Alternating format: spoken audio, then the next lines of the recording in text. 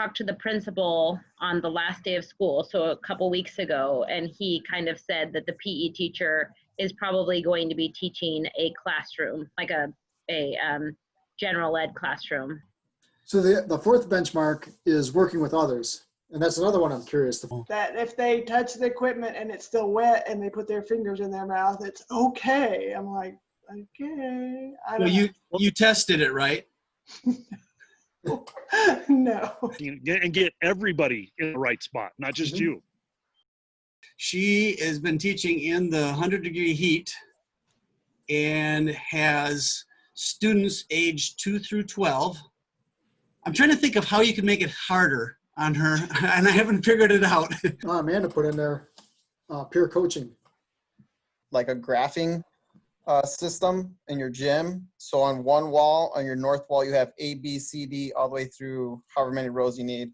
And then up on the side, on the X or Y axis, the X axis, you would have the numbers. And then your spot would be A2. Protocols. What are your protocols for how you're going to have the kids move around? To say, I mean, we tried to do ring around the rosies without holding our hands, and oh my God, that was crazy with the little tiny ones, increases their endorphins, and I think that is like everything with social emotional learning. I have a game called Toxic Waste, and it's like a basket, and it was like an adventure challenge. Yeah. I don't know what we do in the first place. I'm just joking. Welcome, physical educators. This is Thinking PE. Because Phi-Ed is more than just fun and games. I'm Stacy Nelson. And I'm Jamie Seneca. And it's our goal to dig deeper beyond the activities that make your class awesome. So buckle up and join us on this journey. Welcome to Thinking PE. Jamie, you know what I was thinking? I was thinking 6 feet PE. This is the last one we're going to do for a while. We're going to take a break here in July, and we're not going to do these live sessions, but what are we going to be providing? We'll go back. We still have a bunch of interviews with some great teachers from Sean Ryler, Don Tobin, Tom Roberts, and Randy Spring coming up. So we'll release those interviews here in July, but as far as our live meetings, which is groups of Phi-Ed teachers getting together talking about this notion of 6 feet PE, this notion of teaching physical education while respecting social distancing and minimizing the contact of equipment from student to student and passing those germs around. So, it's going to be a busy July, but we're going to take a break from these live meetings until the guidelines from the Department of Health come out. Yeah, so the podcast is going to continue, but in a different format, more of the interviews instead of the live meetings. And I'm predicting that we'll be back in August once everybody has the guidelines and everybody knows really what they have to prepare for. And I'm sure we'll all have different stuff to prepare for, but that's when we're going to need the PE community, and that's when we want to be there for them.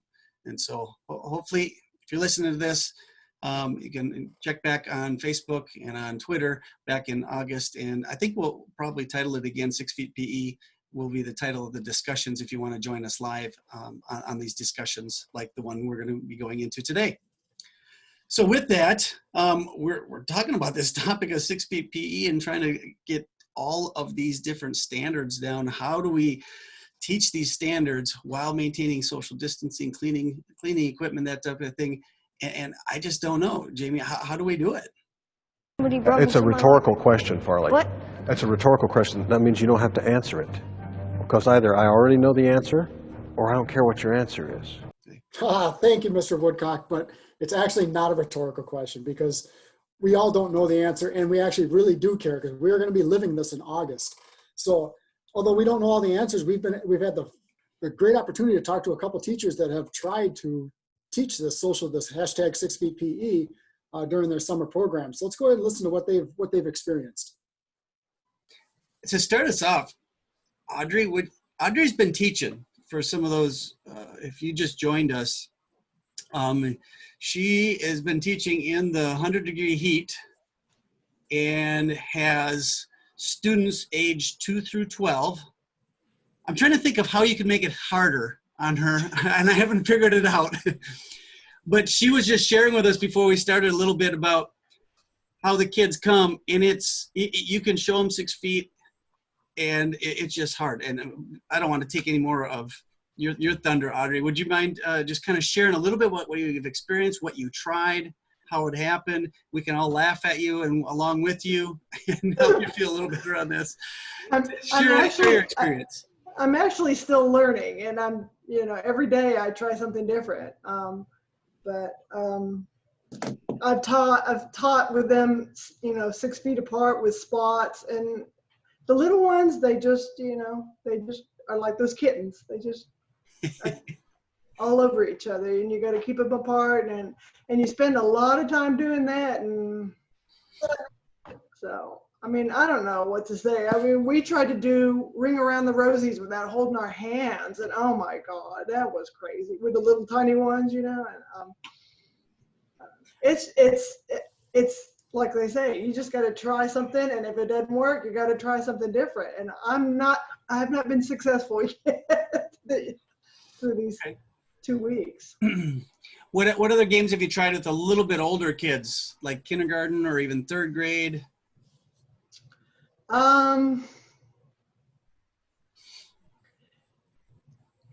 The games that I tried, they're all over each other. So, I couldn't figure out how to keep them separate.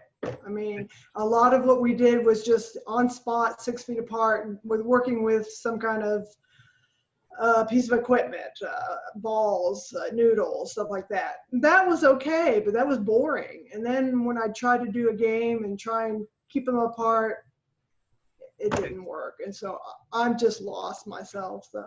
So the drills and the manipulatives, the not one-on-one, but on your own work. Yeah. That kind of goes okay, and you can do that for a couple of minutes. Right. But when you try to switch to something interactive at all, then it kind of blew up on you. Yeah. Okay. All right. Any other questions for Audrey as we drill her here with questions? She's generously been our guinea pig and going, I want to tell you more. I want to say I was successful, but I'm having a tough time with it, really. Well, realistically, I think we'll all have those growing pains as we start the first couple of weeks here. So I guess. Oh, go ahead. I'm sorry. I was just gonna say, I guess just prepare yourself for that, because I think I really think that's going to be the norm these first couple of weeks until we all get used to it. Yeah. So do you have anybody looking over your shoulder that's getting upset administrative wise? No, nobody's out there looking at me, so I can make mistakes. It's okay. That's what I was wondering. At least you got that, where you're going, okay, if I fail, I'm doing what I can here. You don't have people kind of from the outside telling you should be doing better, and you're like, well, here, you try it type of a situation. I don't even think they know they're like, oh, Audrey, she knows what she's doing, and it's like, I'd like to talk to somebody about what I'm doing, they don't want to, they just think I got it all under control, and they just leave me alone. But I wish they would, meet with me and let me talk to them. But actually, they're just in their air-conditioned office saying, it's really hot out there. We hope she's doing okay. With my little walkie-talkie. Oh, man. Okay. Well, I think what Jamie said is right. We should probably all prepare ourselves for that. Have you talked to any of the other teachers, Audrey, to see if they're struggling in the classroom too?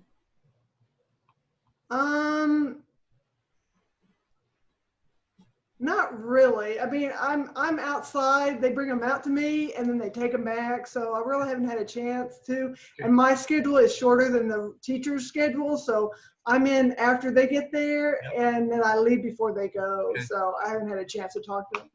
Do you have a full classroom size, like as if you were last year, or? They have me teaching outside. So how are your class sizes? Oh, class sizes. They're small, maybe 10 at the largest. And how long is your period or your sessions with them? 30 minutes each.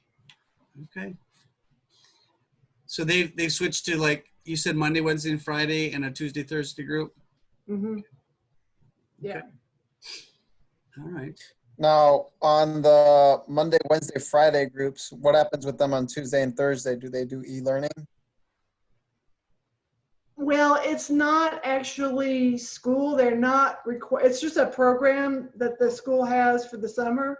And so they don't have to do anything. They're just Okay. just scheduled to come. It's not, they're not trying to do school yet. So they're just scheduled. They can come on a Monday, Wednesday, Friday, or they can come on a Tuesday, Thursday. Okay. Gotcha. Yeah, we did the same thing. We did a virtual summer program, and I just finished that up today. Woohoo! That was You've been teaching too, Iggy? Yeah, I was teaching like they called it well, it's virtual summer camp, and I think typically our district has a summer camp during this time, and then it kind of butts into the actual summer school, and Okay. and then they kind of overlap for a little bit, and then it just, because it's usually the summer camp that they usually run is usually led by the park district, but since the park district's not able to hold that summer camp, someone in our admin was like, well, let's do a virtual summer camp, and then they pulled in like a bunch of specials and just made like a camp. So they did music, art, coding, book reading club, and then they called our class like a healthy fitness challenge. Mm-hmm. Did it Monday through Friday for 30 minutes for K through 8th grade. And then me and the PE teachers split it up. So did you have to do any of the social distancing? Or No, we did it attempt any of from that? our computer. We did Zoom Oh, sessions. okay. Yeah. Yes. Okay. So Yeah. we had to come up with challenges for them to do at home. And so we did like there's like this Avengers workout sessions that are on YouTube. So we did that for the first week. And then the second week we found minute to minute challenges we could do at home using just at home project stuff. Like we made agility ladders at home. So I had them grab 2 beach towels, roll them up, and then put the socks in the middle. And then we just did the agility ladder work. I found that on, I think it was on the elementary PE teacher page. Nice. So we ran agility drills off of that, and that was pretty cool to do. And then a bunch of minute to win it challenges where it's like you get a sock ball and you throw it and you do push-ups and sit-ups in between, or you have a different challenge where you're going back and forth and just things like that. Okay.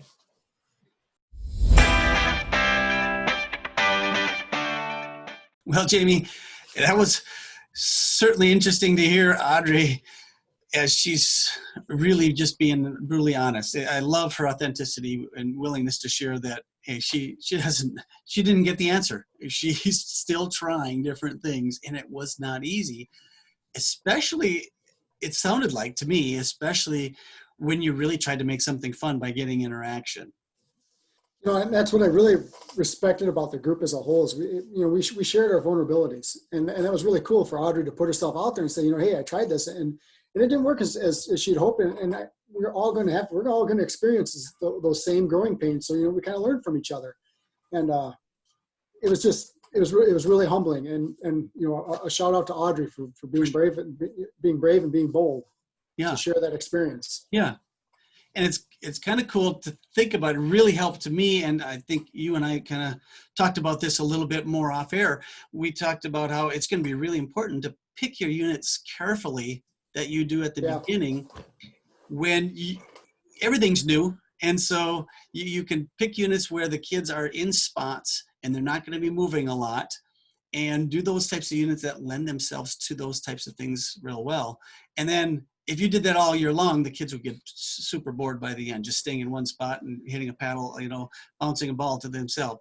But if you do that, those first few units that it really lends itself well to, then we move on to the other things that get a little bit more creative, a little bit more interactive. And by that time, hopefully you've got your norms set and you won't experience as much chaos in your classroom, or maybe you will. I don't know.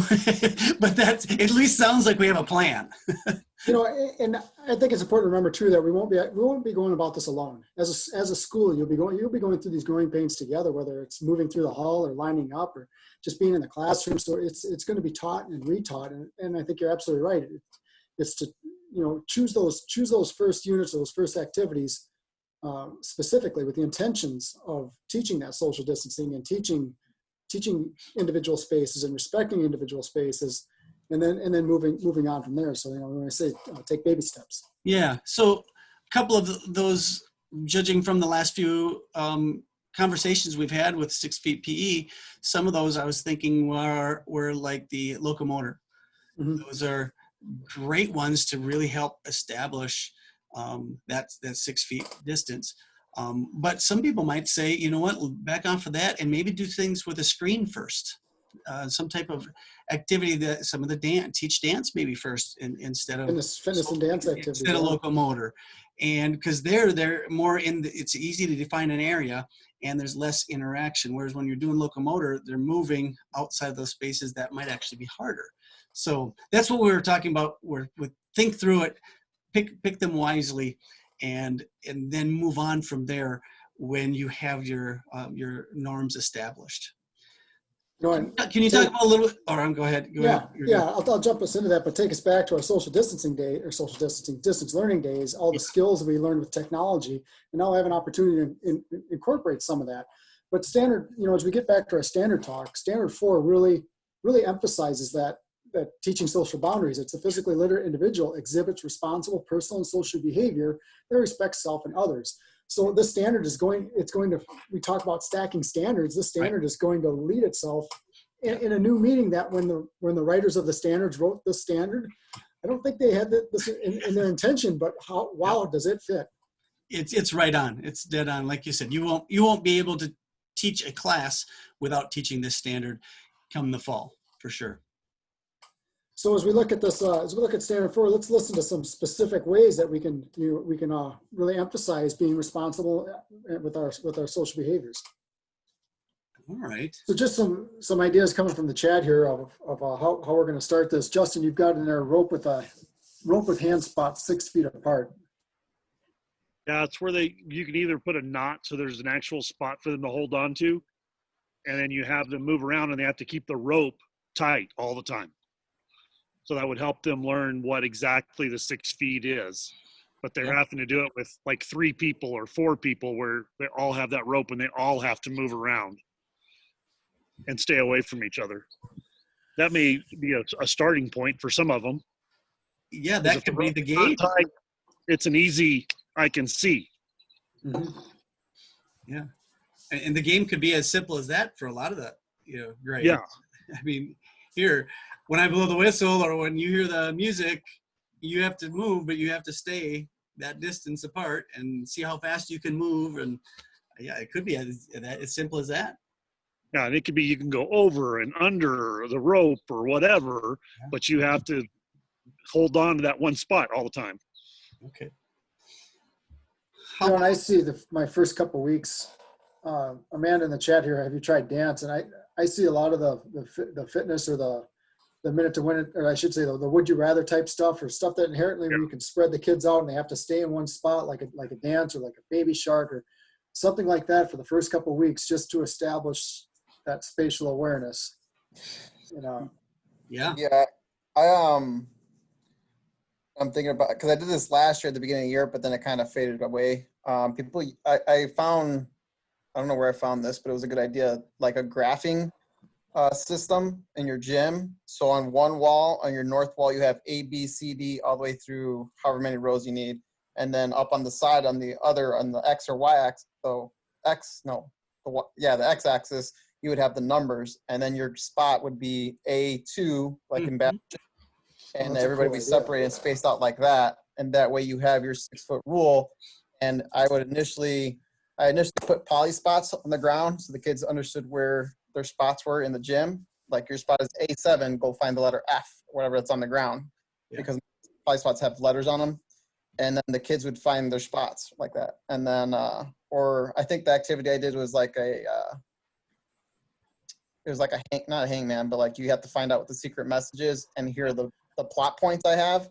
And so the letters are on the ground, and I think I had them spell like PE is awesome, and Sure. the kids running around to figure out how the grid works in the gym. And all I had to do is put the letters going across the wall, and then numbers going up on the other side, and then they kind of find their spot. And I have like tile floors, so the poly spots work pretty cool with that. Yeah. Could you play Battleship?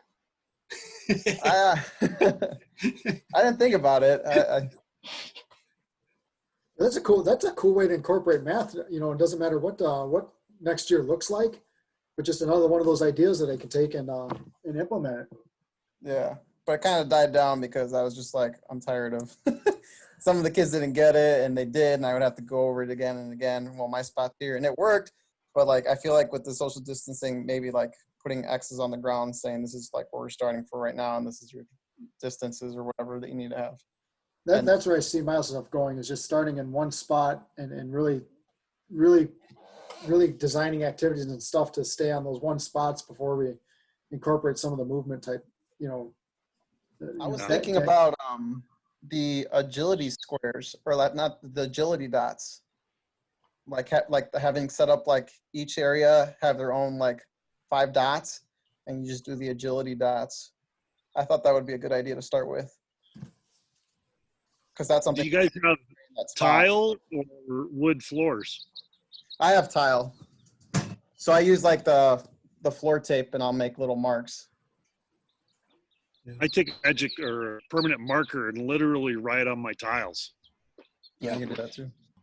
So the fourth benchmark is working with others. And that's another one I'm curious. The first couple of weeks of school, when we're working on social distancing, how are we going to reinforce that fourth benchmark of how are we going to create an opportunity? What games or activities might we do so that kids can demonstrate working together? You could do. I still like the rope. I was just thinking about this. I have a game called Toxic Waste, and it's like a basket, and it was like an adventure challenge course, and it's like a rubber band, and you get on that, wrap it around the basket, and then you pick that basket up, and I fill it up with yarn balls, and everybody has a piece of the end of the rope. Everybody has to be spread out, and you have to carry that basket and walk it over, and then tip it over into like a bucket, and that's like a I think that's a good one to do. And then there's also one where you take the PVC pipes, and I think it's probably an inch, and you saw it in half, and you can use marbles. But then that's the, never mind. I guess They're close. because that one's too close. Yeah. But I think that toxic waste one, I think that was a good one because everybody's spread apart, and the ropes need to be spread apart anyways in order for it to work. I've done one in the past, but you'd have to really work on the 6 feet. We would put down 2x4s, and the kids would all stand on the 2x4s, and then each kid I'd give 2 ropes to, and they had to figure out how to get from point A to point B and never step off the boards onto the ground. Yeah. And so they literally had to step on one board, put the rope under one, everybody step onto the other board, put the rope under the other, and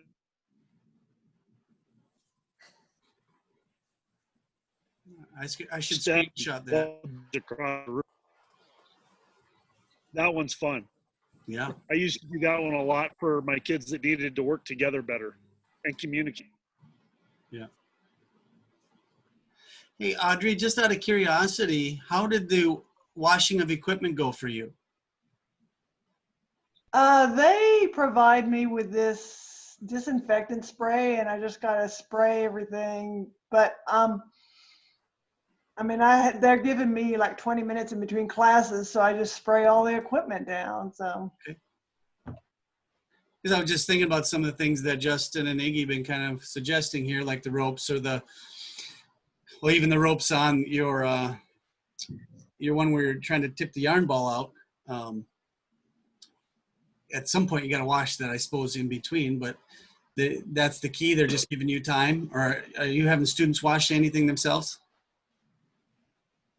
Audrey? They don't want me. They don't want the kids touching the stuff, so it's all on me. Okay.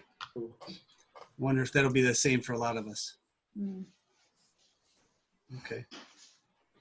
Supposedly it's okay if they do touch the equipment with it on it. It's supposed to be okay if they stick their fingers in their mouth, which is kind of gross, but I don't know. What did you just say? Can you repeat that? The disinfectant they gave me, they say it's safe. Oh, That if they touch the equipment and it's still wet and they put their fingers in their mouth, it's okay. I'm like, okay. I well, don't you tested it, right? know. No. So buy you a big can of pepper, and every time you spray the stuff down, shake some pepper onto it. Then they take it and stick their hands in there. Maybe they'll stop. That's a good That or they'll idea. lick one of the two. I'll try that.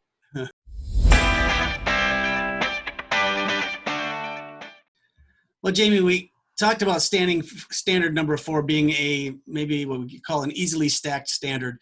We're going to be teaching it all year long, no matter what. They're going to be teaching it in their classroom. Like you said, we're not doing this alone. In the classroom, in the hallway, they're going to be teaching these things with space. But the piece I like about that clip that we just listened to is we're really working hard and trying to focus on getting kids interacting. And you mentioned it earlier about the studies we've done, any interviews we've done, any surveys we've done showed that that's what kids missed when we were doing the distance learning. And so now if we bring them back into class, and if we can't address that, it's going to be a long time of those kids missing that interaction. And by golly, I think that's really what makes PE the number 1 rated class in the history of schools. It's why everybody favorite teachers, they're gym teachers, because we get them interacting, we get them playing, we get them having fun, and we've got to figure out a way to do that in this. And that's what I liked about the discussion. The creative ways to work together and those types of situations that we put kids in and say, hey, get across the gym, but you can only use this, this, and this, or hey, you're dealing with an atomic bomb, you can't drop this, use these ropes to dump the yarn ball out.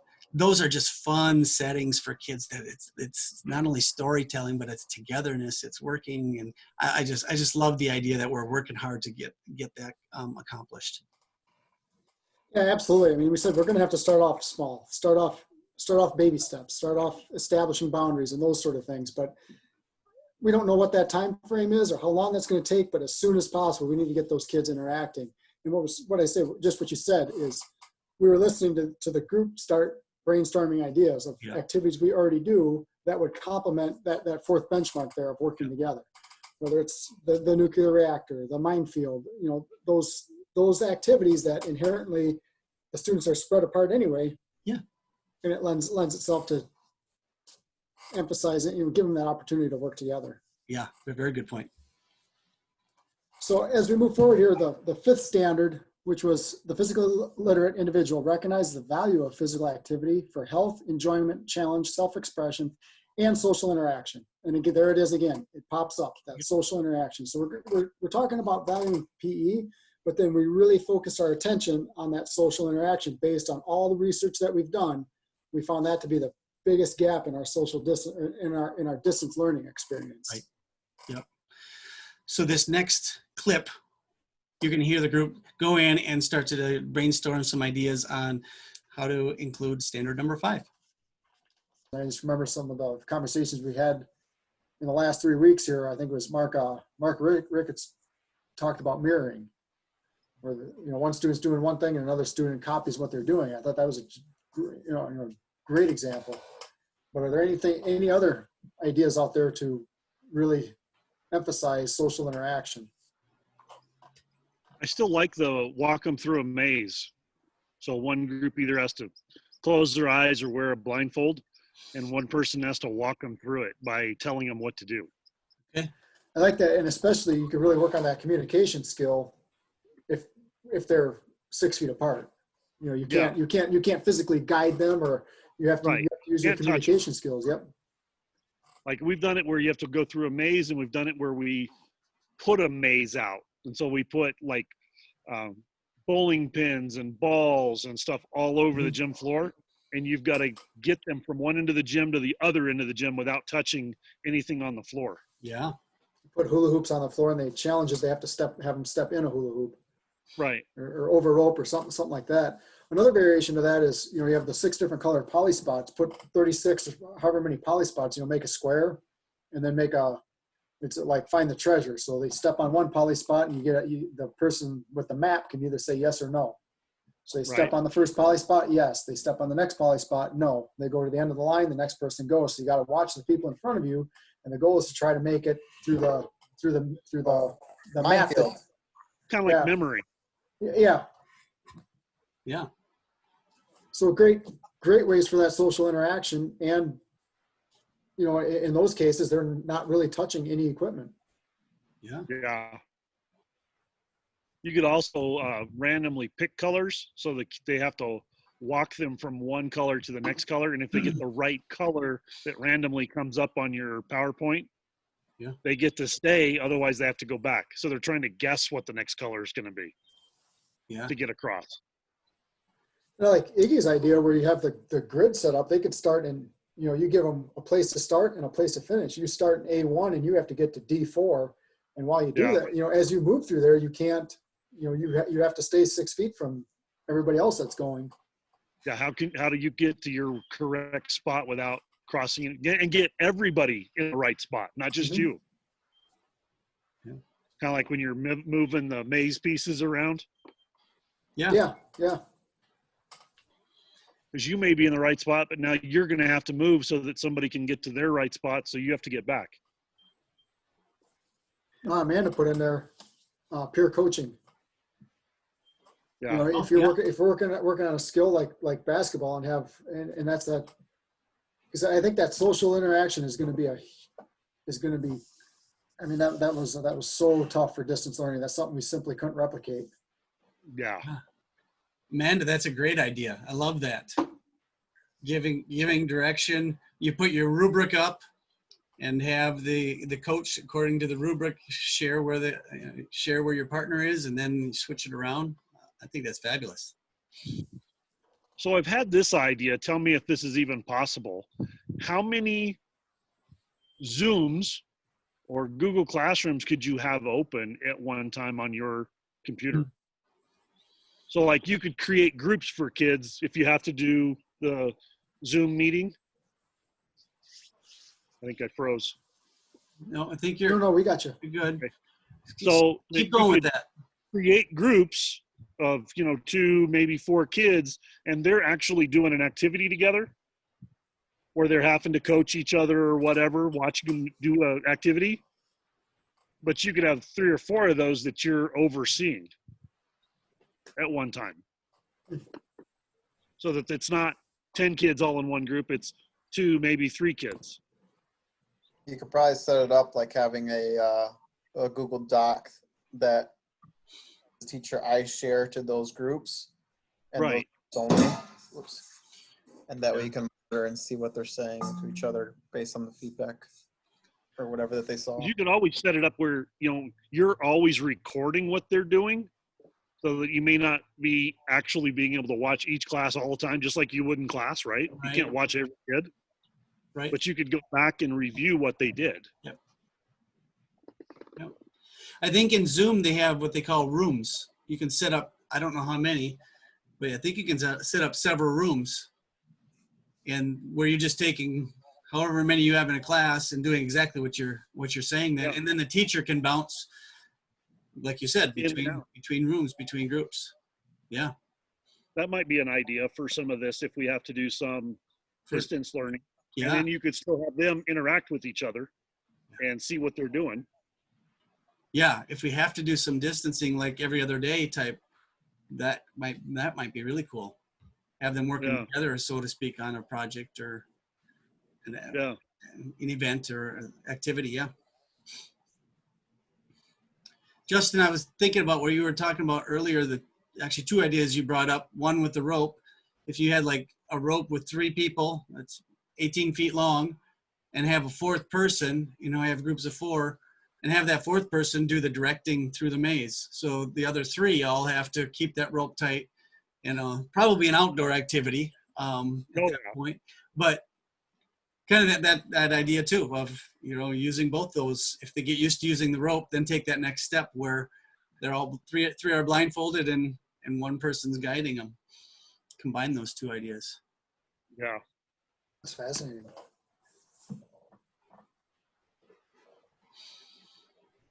Anybody else here? While people are thinking, we got a couple new people that have joined in. Looks like Michael, Monica, if you want to leave your information in the chat of who you are, where you teach from, and if you want to throw your email and Twitter information in there too, so we can get a hold of you and send this podcast to you, feel free to do that as well. And then jump in on any time. This is not people that have their pictures up right now. It's not our podcast.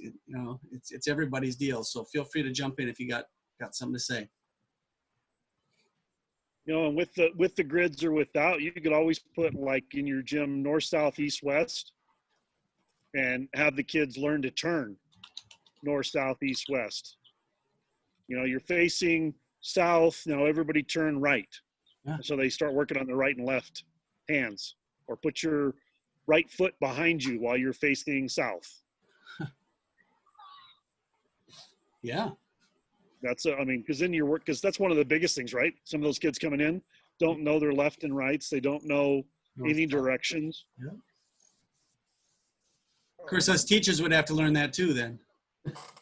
Oh, is that the problem? Never mind. That might be why it doesn't get taught. Land nav. Better get me some grid squares. Yeah. It might be helpful in my gym to have North Point painted on the correct wall, so I don't get disorientated. Oh. Because I have those papers that we just stick up on the wall. Okay. Yeah. And we do that every once in a while.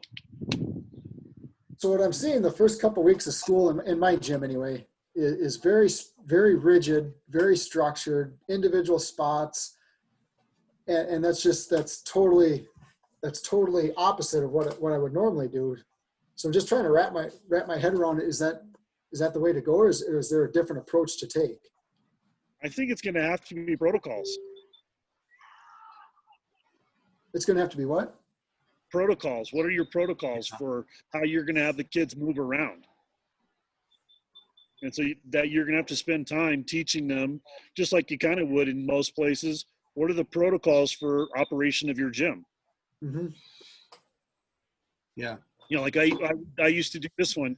I had a little noise box, and I have a microphone, but I could set off a siren, and the kids would be playing a game, and I'd hold it up and press the siren, and they all knew that was the fire drill.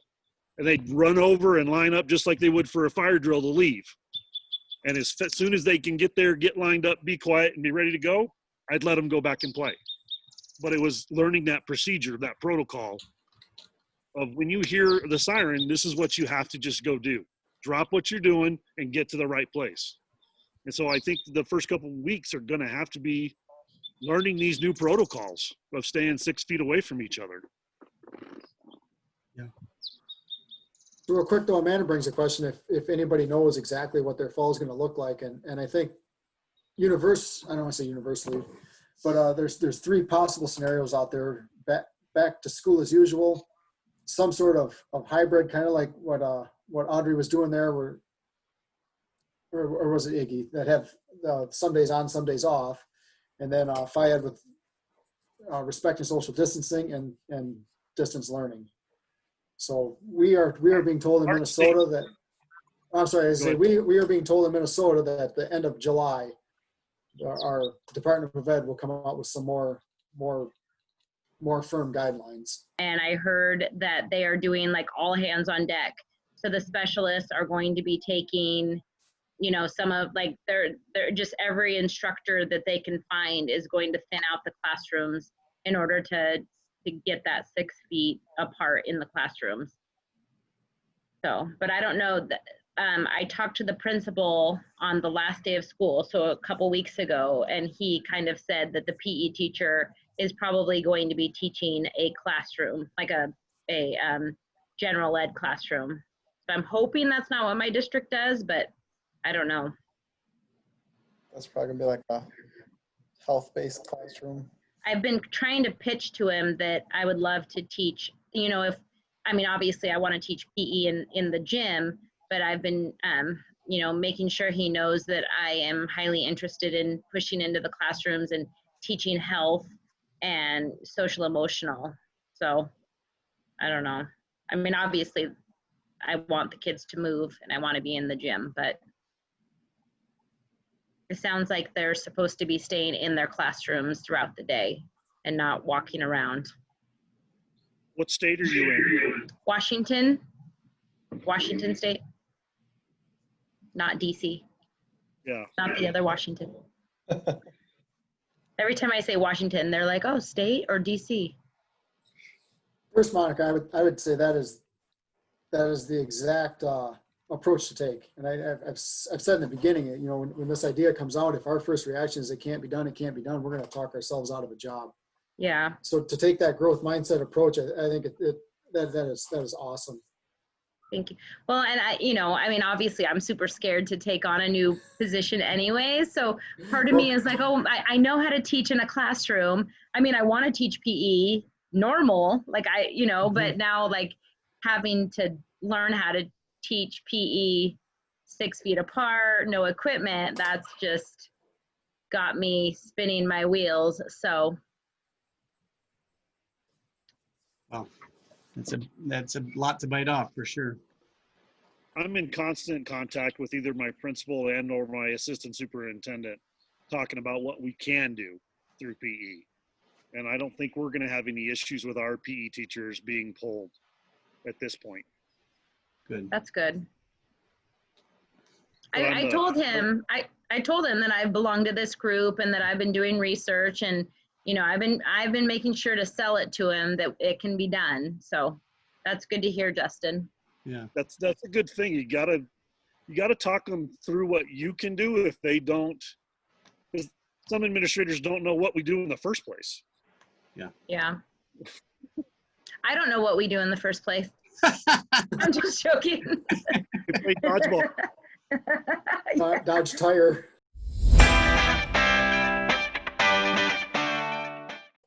So one thing I really took from that discussion there was the can-do attitude and the growth mindset that Monica shared with us when talking to her administration. I think we all need to share that piece. Just as big as these challenges are, and behind closed doors, we can have our anxiety and our uncertainty, but you know, moving forward, when we have these discussions with decision makers, is yes, we can do this, and this is how we're going to do it. Yeah. And you know, we'll go through our growing pains. There'll be some bumps in the road, and Audrey shared those with us. But you know, like anything, we'll learn from those. We'll make adjustments, and just like our distance learning experience, it started out kind of maybe rough the first couple of weeks, and look how much it grew in 6 to 8 short weeks. Yeah. And some of us might be thrown into situations like Monica was talking about, where they're saying, music teachers, Phi Ed teachers, we're gonna make you a classroom teacher, or you're gonna be a co-teacher, partner you with somebody, and to, again, have that positive attitude of, let me help them, and then maybe along that way you can throw in some physical activity or some of these other things and kind of work our standards in, even though they don't officially get PE, you can still get kids moving. You can still not completely lose a whole year because of a weird situation.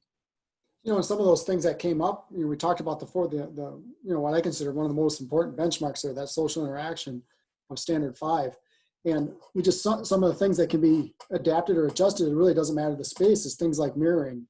Yeah. You have the student leader. Your Mission Impossible challenge where they couldn't touch the gym floor. Well, you can adapt that to a classroom setting, or the treasure map. That just takes an area of the floor with 36 poly spots. You draw up a quick map, and one student has that map.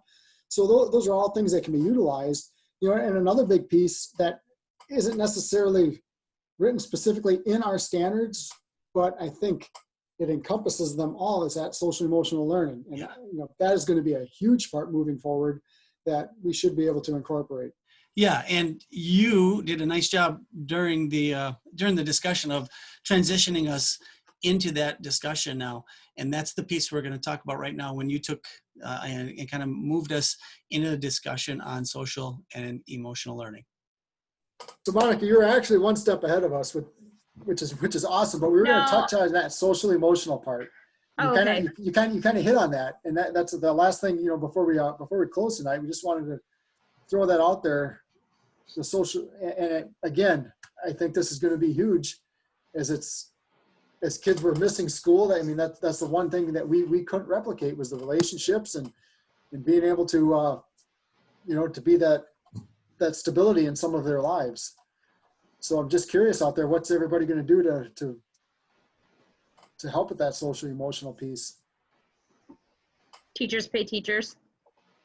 Buy a lot of resources. Does anybody have the Calm app? I'm going to use that some. Fill us in, Justin. So they have lots of different pieces inside the Calm, and some of them are, of course, famous people talking about how to get through different things, or how to, like, there was one last year with LeBron talking about, you know, how do I get from where I am to the next place that I need to get to, and dealing with what's going on around you and having to learn that can't impact your entire life. And so he kind of, you know, kids like to listen to other people. And since that's a famous person that most of them know, my kids sat down and listened to that one pretty well. How long are those? Like, are they short videos then? Yeah. Oh, well, most of them, yeah. I did them where they were just audio, because it's just him like this with his face, but he's talking. And so you could just play it over an audio and not have to have the whole screen up. Oh, But cool. then you also have just the calming moments that they want to walk you through about how to calm down and deal with things that are happening and whatever, you know, recentering yourself. So I'm going to plan on using that some. Yeah. There's And it's also- free to all the teachers. Oh, cool. There's Cosmic read- Yoga that I think I'm going to use Cosmic Yoga. Yeah. I'll- Hers I'll- That's are like good. 20 or 30 minutes long, but you know, I suppose you don't have to use the whole Yeah, piece. those are good. I reuse those a lot during the virtual Yeah. whole shenanigans going on.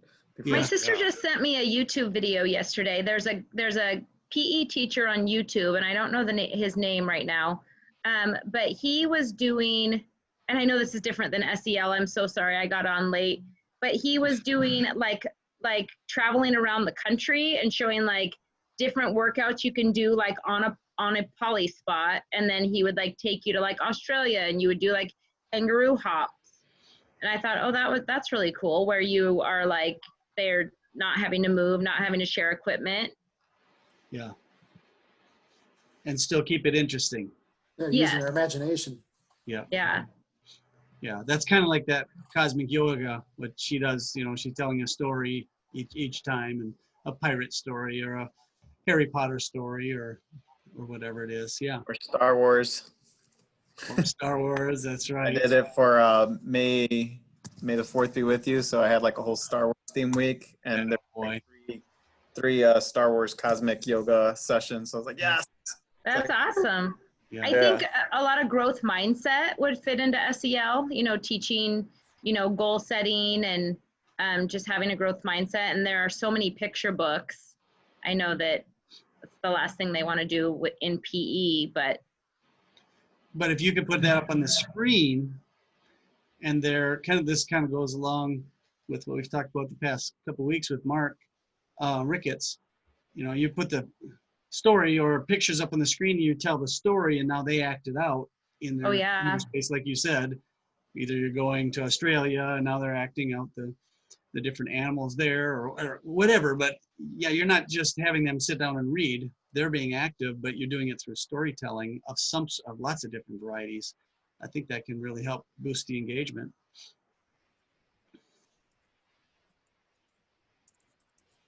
I think it would be a challenge with the social distancing in some aspects, but I've put up posters around my gym where the kids have to go to a computer and read a question, and then they have to go to find the poster and read it and find the answer, and then come back and put the answer in their computer. Okay. And so I've done that, and I've done that with heart rate monitors where the kids are running around the gym. Okay. And they're standing there reading while they're doing happy feet. Do you have Some your, people do you have QR students code. bring their computers to class, to PE with them then? On occasion, I do. Like when I do that one, it's an active quiz that they actually have to take. And so I'll bring in the lunchroom tables or whatever and make a horseshoe. And their computers are on the outside. And then they log into the quiz, and then they have to go find the answers in the gym. Okay. And it's stuff we've talked about or whatever, but if they don't know the answer, they need to go find it and then come back and answer the question. Nice. And then I have it projected up on the screen with how they're doing as a group on all. And question 1, 75% of the class got it right or whatever. Yeah. I'll have to try that then. I was thinking of a few kids that would probably just sit down and try to take that quiz without Yeah. getting activity. Well, But it's kind of a fun Well, this activity. way- well, when we're doing the quiz, taking the test, I also have heart rate monitors on all the kids. Oh, there you go. Yeah. And so they know what their heart rates are because that's also on a display that they can see. And so they know what they're having to keep their heart rate at. And so that's why they're at the poster jogging. And when they get back to the computer, they're doing the same thing because they're trying to keep that heart rate up to get their grade for the day. Right. That's a great idea. Do you give them grades every day based on their heart rate? A modified grade, so it's not like a hard rule, but we do talk about, you need to have a percentage of your time within your zone. So like a participation grade, like if, that's cool. And did you Yeah. say it's on display? Is it on display? Yeah.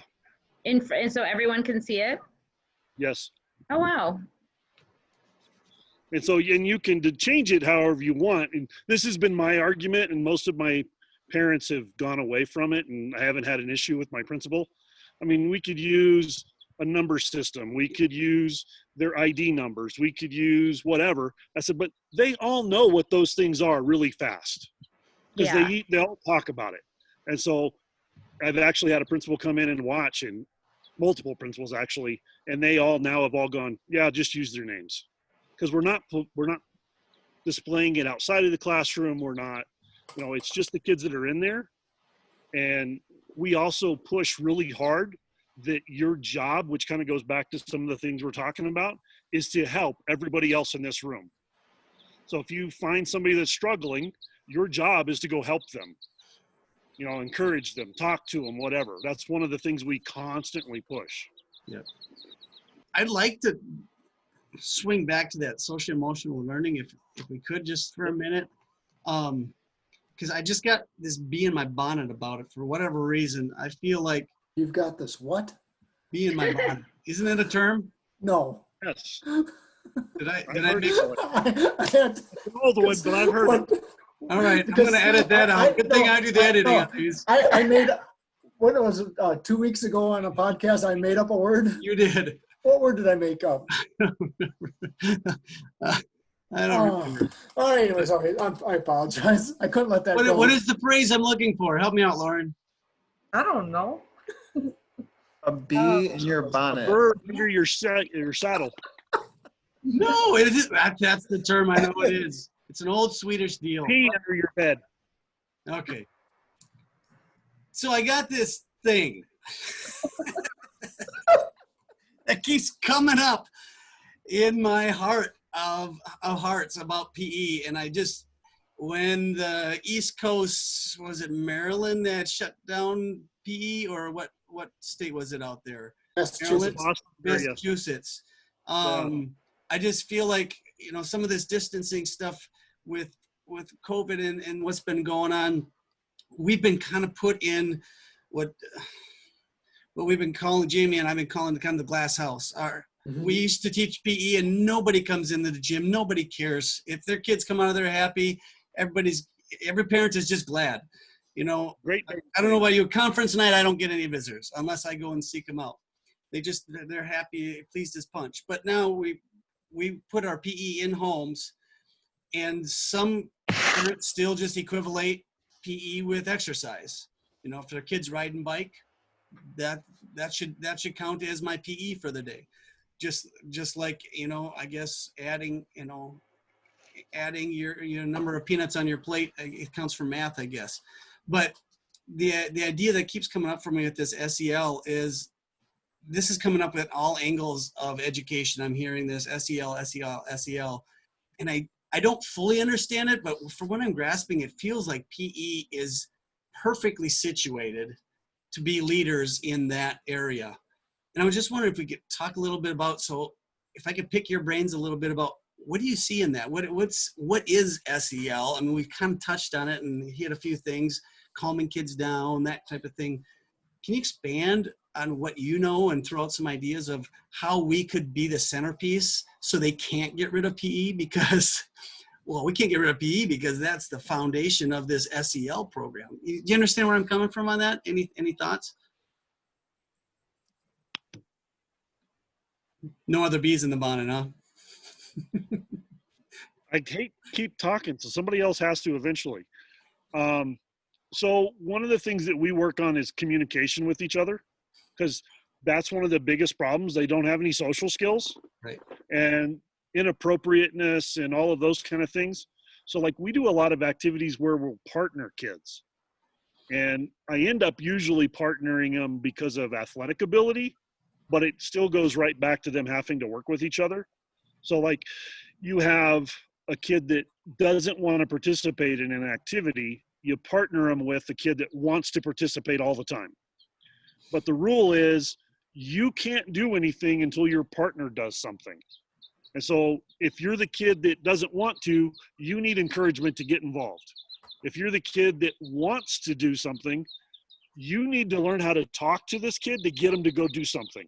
Okay. You know, go touch the ball and get rid of it so that I can go touch the ball, because I can't do anything until you do. And so it's that we call it honey, no vinegar.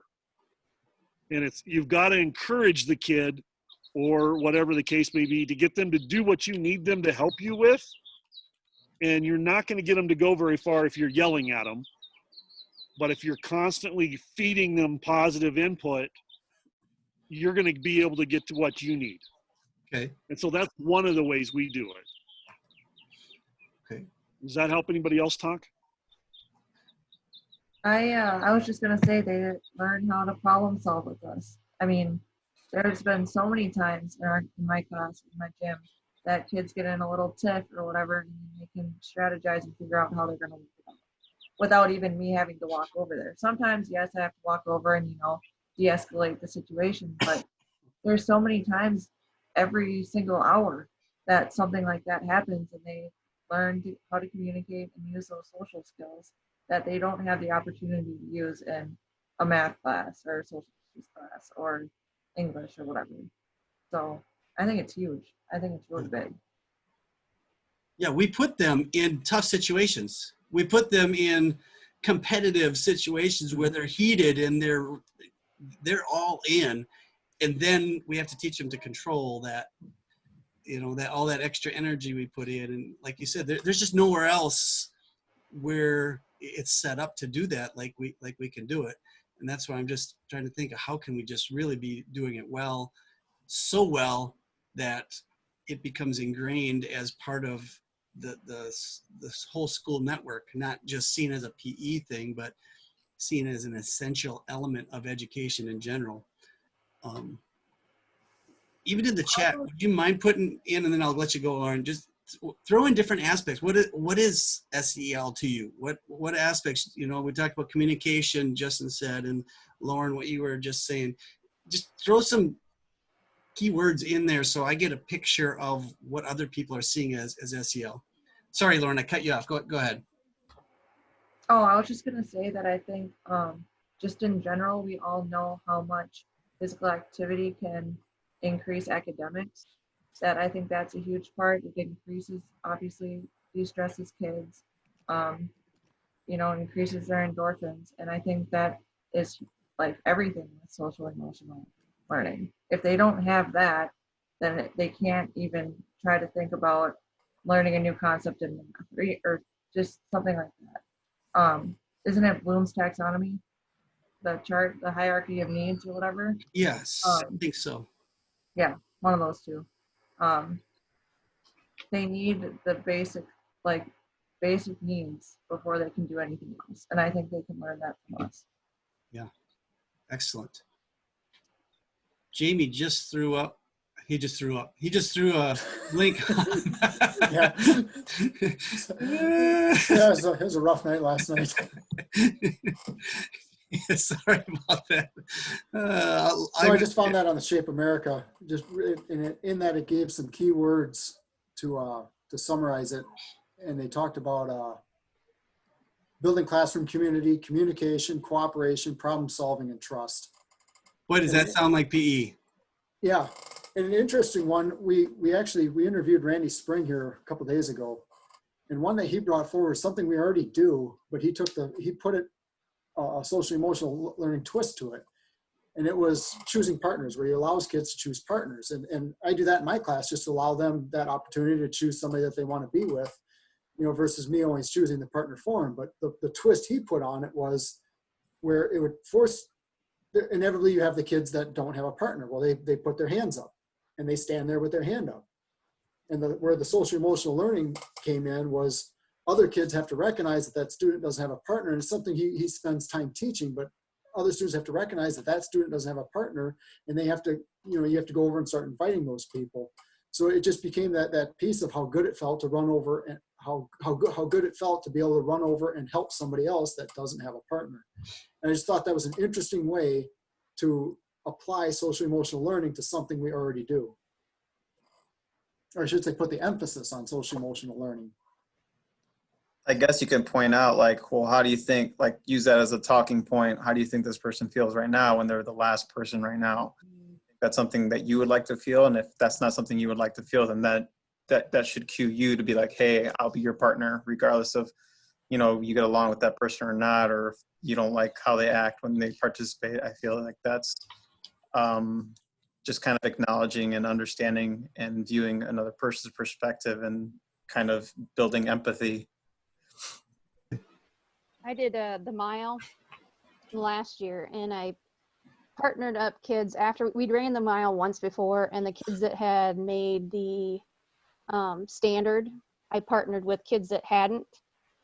But I picked kids that I knew would be good coaches for the kids that they normally wouldn't pick. So this one kid who nobody would pick him as a partner, I handpicked somebody that I knew would be a good coach. But I did that for all the kids, so it wasn't like they knew I did that, I guess. So, but it worked really well, and they ended up pushing each other, and they couldn't finish the mile without the other person right next to their side. So it worked out really well.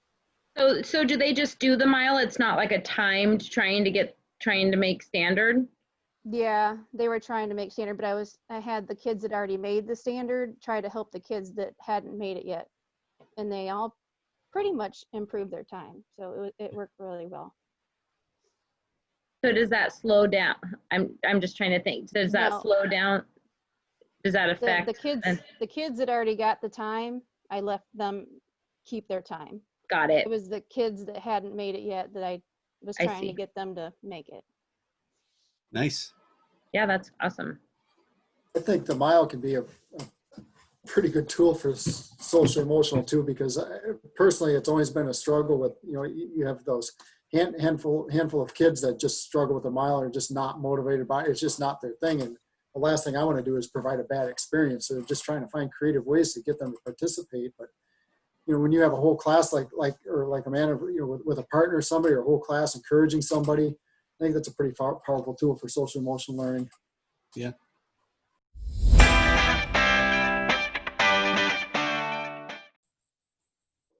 Growed, Jamie. That's the word that you created and slipped into a podcast. I think it was podcast number 11. We found it. Dug deep into the archives. No, that was a really fun discussion and a fun deal around the whole bee in the bonnet thing. By the way, I'm just going to stand up and say I got a little bit of support a little bit of love from Justin and somebody else on there that they had heard of it. So maybe we all made it up. I don't know, Jamie, but and a simple search at dictionary.com shows that growed is a verb non-standard, simple past tense and past participle of grow. So turns out I was right. So it turns out you weren't wrong either. Yep. So we both get to save face on this one. And you know what's kind of cool? Just it fits right into our topic of SEL. In socio-emotional learning, you're trying to teach kids how to get along socially.